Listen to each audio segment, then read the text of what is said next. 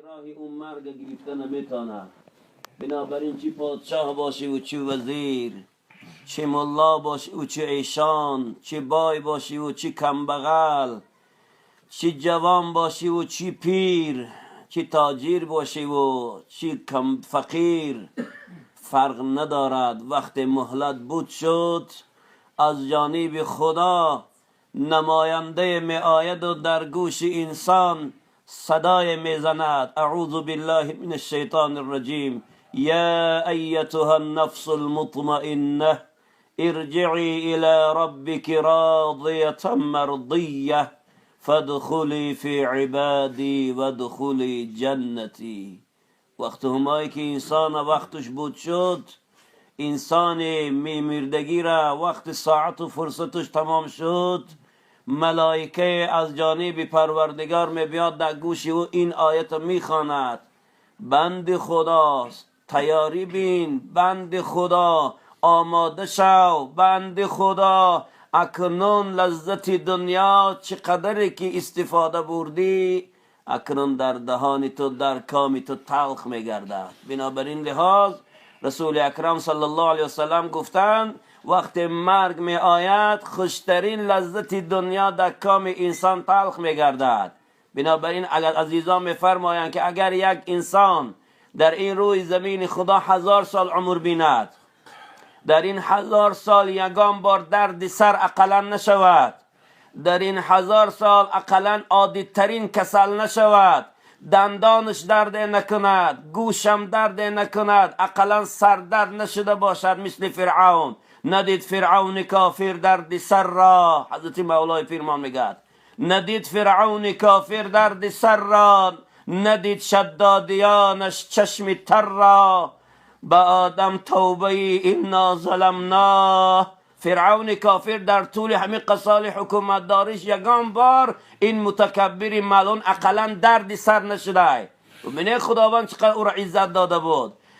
شداد بدبخت اقلا یک بار چشمش تر نشده، یک بار گریه نکرده، خدا او را یگان بار گریان ندر آورده. چنان لذت داشتن در دنیا. حضرت آدم علی نبینا و علیه السلام بعد که از جنت رانده شد و بیرون شد 500 سال گریه و زاره کرد، گفت که ربنا ظلمنا انفسنا و ان لم تغفر لنا و ترحمنا لنکونن من الخاسرین. 500 سال با این دعا خودش به خدا نزدیک کرد. بنابراین لحاظ هر کی در دنیا چه لذتی داشته، یا انسان اگر 1000 سال در دنیا عمر ببیند که در همین طول عمر 1000 ساله یک بار درد سر نبیند، تمام اسباب شرایط زندگی براش مهیا باشد، صبح دم نماز بامداد در یک سمالیات سوار شود و رود، اگر در دبی چای سحر خورد و سمالیات نو سوار شود برود در امریکا چای نصف روزیش خورد و نصف روزی یک سمالیات دیگر سوار شود در انگلیا یا فرانسه چای بگاهیش خورد، با تمام لذایز دنیا اگر همین منوال 1000 سال زندگی کند، به مجرد که همون لحظه که ملک الموت رو پرو شود این 1000 سالینه لذت در کامش تلخ میگردد.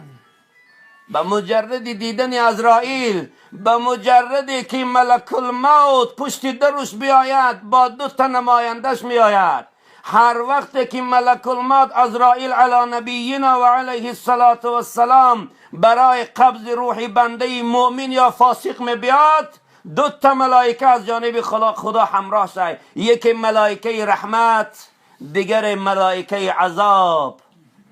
برای انسان مؤمن، برای انسان مسلمان، برای انسان خداپرست، برای انسان گوینده کلمه لا اله الا الله محمد رسول الله، برای انسان نمازخوان و جمعه خوان و مسجد رو، ملائکه رحمت می آید با همراه عزرائیل. اما برای انسان فاسق و فاجر و کافر و بیدین و منافق، ملائکه پردهشت عذاب می آید که چه حالتی وضع این است. برادران عزیز، بنابراین رسول اکرم گفتن وقت در خانه هاتان پدرها یا مادرها، ماماها یا باباها میگذرن از دنیا، از مرده اونا نترسه، نگریزه از مرده، رو بالای سر اونها این منظره رو تماشا کنه که امروز این مرد فردا نوبتی منه، پس فردا نوبتی کسی دیگه است. بنابراین خواهم نخواهم به مرگ مواجه میشیم، خواهم نخواهم به عزرائیل دست به گریبان میشیم، خواهم نخواهم به سراغ من و شما ملک الموت خواهم نخواهم میبیاد. امروز یا فردا یا پس فردا یا پس فردای دیگه است. هر وقت مناسب دید خداوند اون ملک الموت ما را سراغ کرده میبیاد. اگرچه ما از ملک الموت که گرخته نمیتونیم، بالفرض هو تقدیر گرختیم اگر مبادا از ملک الموت، اگر در ستاره های آسمان برآمده بجا شویدم، ملک الموت شما را مییابد، شما از چنگال او خلاصی ندارید. بنابراین حضرت مولای پیرمان سید قلندرشاه عجیب این منظره را بیان میکنن. من تبرکان از زبان ایشان میخوانم انشاءالله. حضرت پیرمان میگوید که هر زمان میزند این پیک اجل بر در ما، این صداها نرسد هیچ به گوشی کریما. عزرائیل چنگ به جان میزند ابلیس به ایمان، از پی تابوت سواریم کفن چادری ما. از پی رفتن ما نکنن خیش و تبار، از همه بگذرد و آن پدر و مادر ما. قصر و ایوان به مال و زر خود می نازی، قصر و ایوان به مال و زر خود می نازی. زر و سیم از دیگران خشتی لحد بستر ما. می روی خواب درونی لحدی تاریک و تنگ، می روی خواب درونی لحدی تاریک و تنگ. پر شود خاک در این کاسه فرق سر ما. ای جنون مشکل در پیش تو غافل افسوس، ای جنون مشکل در پیش تو غافل افسوس. تا خبردار شوی بشکند بال و پر ما، تا خبردار شوی بشکند بال و پر ما. بنابراین لحاظ هر سال هر وقتی که شد فرصت که آمد همین منوال رفتن میگیره. مینکن مانند عباد الله فردا با نوبت من، پس فردا با نوبت کسی دیگر است، همطور رفتن است. وقت همایی که پروردگار فرمان صادر میکرده است که بنده من گیره بیای نزد من، ملک الموت برای روح بنده مومن می آید با همراهی نماینده رحمتش از جانب خدا. کار ملک الموت یک چیز است برادر، فقط گرفتن برآوردن روح از بدن است. روح ملک الموت می برارد، بنده مومن روحش از بدن جدا میکند، دستی ملائکه رحمت میتید. پیش از آن که روحی بنده مومن از جسد بیرون شود، پروردگار از بالا فرمان میکند که برای بنده مؤمن من که الان پیش من می آید، براش از بهش هم کفن برید، هم خوشبویی های خوب برید. آنها که روحش از بدن جدا شد، تا اینه که ملاها و قومها این جسد کفن کنن، شما روح از بهش کفن پوشانید و با بهترین خوشبویی های بهش او را معطر و خوشبو کنید. آیسته آیسته روحش به پیش من بیارید. بنابراین وقتی روح بنده مؤمن میبرد، تا زمانی که ما این جسد کفن کنیم و شویم و جنازه کنیم و لحد بریم، روح الکی پیش خدا میرد. در همون کفنی هایی که از بهش فرستاده شد، خوشبویی هایی که از بهش فرستاده شد، او را خوشبوش میکنن، کفن های زیبای بهشتی را میپوشانن. بالا بالا بالا بالا دست ملائکه ها تا نزد خدا میرود. وقت همایی که جسد درون لحد میبریم، بعد جنازه پرسیشی درون قبر که سر شود، پروردگار فرمان میکرد که روح بنده مومن دوباره بازگردانید، بره در لحد در جسد گذاره، جسد با روح دوباره در قبر پرسانی کنید. بنابراین روح بنده مومن آسته آسته با بالای دست ملائکه ها که از بالا باز آمده در جسد داخل میکنند، در درون قبر جسد با روح میپرسند. اگر منافق و کافر و فاسق باشد این منظره براش چگونه است؟ وقت همایی که روح از بدن میکشد، عزرائیل علی نبینا و علیه السلام میگوید از ای روح پلید، از این جسد بدبوی پلید بیرون شو و به طرف خدای مقتدر و تواناد روانه شو، تا اینکه این خدا روح تو را محاکمه میکند. الان این خدایی که تو به او باور نداشتی، این خدایی که تو را اطاعت و فرمان برداری نمی کردی، انا همون خدا روح تو را محاکمه میکند. اکنون برو از بدن افلاس این بنده به طرف صاحب روانه شو. بنابراین روح به طرف اصلش باز میگردد. وقت همایی که میگیرد از جسد بیرون میکند، دستی ملائکه عذاب میتید. ملائکه عذاب توف و لعنت زیاد میکند از بدبویی این روح. همه ملائکه های آسمان این روح، این بدن، این جسد نفرت میکنند، دعای بد میکرده. پروردگار برای این جسد منافق یا کافر یا فاسق کفن از جهنم، از آهنای در آتش سرخ کرده شده، از اون بدبوترین خوشبویی که یعنی به اصطلاح عطرهایی که بوی بد دارد، از خون و زرداب و چرک و افلاسی اون تیار شده است، در جهنم براش فرستاده می شود. از همون استعمالش میکنن، از همون بدنش میشکن. بوی بدش 7 آسمان بالا را بدبو میکند، افلاس میکند. ملائکه در حقش دعای بند، خدا تو را رسوا کند، خدا تو را از این عالم دفع کند، خدا تو را نیست و نابود کند. ای روح پلید، بوی تو ما را ناخوش کرد، بوی بدی تو ما هم ناراحت کرد. از روی چی؟ از روی به عبادتی و بدبختی. حضرت به دل غایب لسان خدا رحمت کنه اولیای کلام بودن، میگوید که مرده 100 ساله در تابوت هجران بوی گرفت.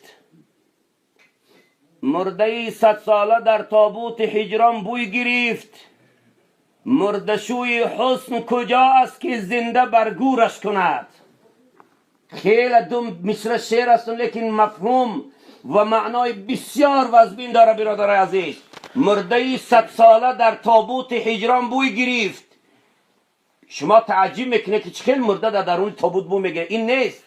مرده گفته انسان میگن، یک انسانی که در طول عمر 100 سال زندگی بکند. مرده 100 ساله، انسانی که 100 سال در دنیا زندگی کنه. عمر امت رسول صلی الله علیه وسلم اخیرش 100 برادر عزیز. از 100 اوسو میگذشتگیش کمی در کمه. 110 برو، 120 برو، 1000 یا تنیم تا میرو. باقی مانده اینا 40 و 50 رفته ایستاده، 40 و 50 رفته ایستاده.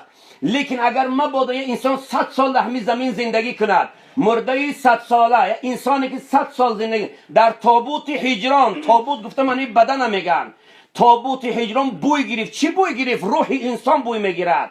مرده 100 ساله انسانی که 100 سال در دنیا زندگی کند، خدا را عبادت نکنه، نماز نخونه، روزه نگیره، حلال نخوره، حلال زندگی نکنه، عرق بنوشه، زنا بکنه، دروغ بگویه، غیبت بکنه، آدم بکشه، فلان فلان فلان کارا را بکند. یعنی این یک جسدی بدبوی میشد. 100 سال اگر همین زندگی کند در تابوت هجران، انا همین در درون بدن همین روح بوی میگیرد.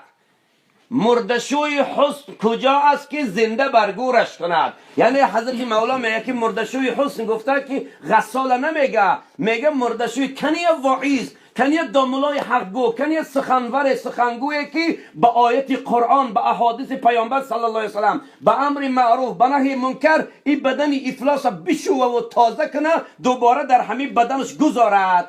یعنی انسانی که در این طول 100 سال نه امر معروف شنیده، نه امر معروف کرده، حتی شنیدنش هم نمیخواست. بعضی ها حتی شنیدن هم نمیخواد. ما در جامعه داریم در انسانهایی که نمیخواد که امر معروف بشنوه. اگر ما با یگان واعظ عالم علمای امر معروف بکنن، یا او عقیف مانده، یا او فناتیک در نظری او، یا او افسانه‌گوی است، یا سفسطه‌گوی هست. حالا که امر معروف نه از منکر وقت قال الله قال رسول الله میشه، او سخن خداست و او سخن رسول خداست. بنابراین شنیدن او فرض و واجب است برگردن چی؟ شنونده ها. بنابراین رسول الله صلی الله علیه و سلم، حضرت امام اعظم رحمت الله علیه، همین سخن از زبان حضرت رسول صلی الله علیه و سلم میگه که مبین که کی میگوید، ببین چی میگوید. اگر یک کودک نابالغ هم حاضر میگه بخیزه بگه اعوذ بالله من الشیطان الرجیم بسم الله الرحمن الرحیم، در گردن همه ما واجب است که گوشش کنیم. میگه ما نگاه نظر نمیکنیم که کودک نابالغ است. وقتی اعوذ بالله من الشیطان الرجیم میگه این ملوش از کلام خدا گپ میزنه، بنابراین فرض و واجبه که شما گوشش کنید. شرط نیست که حال چخیلی که حاجیبا گفتن برای ما شرط نیست عالم بودنش، همین که نماز منا بخونه، امر معروف کرده بتونه ما را به طرف خدا و رسول بخونه، ما اطاعتش میکنیم. حضرت عمر فاروق رضی الله تعالی عنه وقت خلافت قبول کرد، در مدینه منوره بالای منبر برآمدن، اولین روز کاریشان به سوی مردم نگاه کردن، گفتن ای مردم، من خداوند نصیب کرد که امروز دویم جاینشین رسول صلی الله علیه وسلم شدم و خلافت خدا بر من نصیب کرد، رهبریت خلافت. اگر من در دین خدا، اگر در اسلام کامل، در دین کامل شده پروردگار یگان چی را کم کردم یا زیاد کردم، شما با من چی معامله میکنه؟ یا نگر بچه ها که خرابک ای پیشی اتگی فکش خیست از همیان خود شمشیر عمر کشید، گفت یا امیر المؤمنین با علمی شمشیر متر راست میکنم.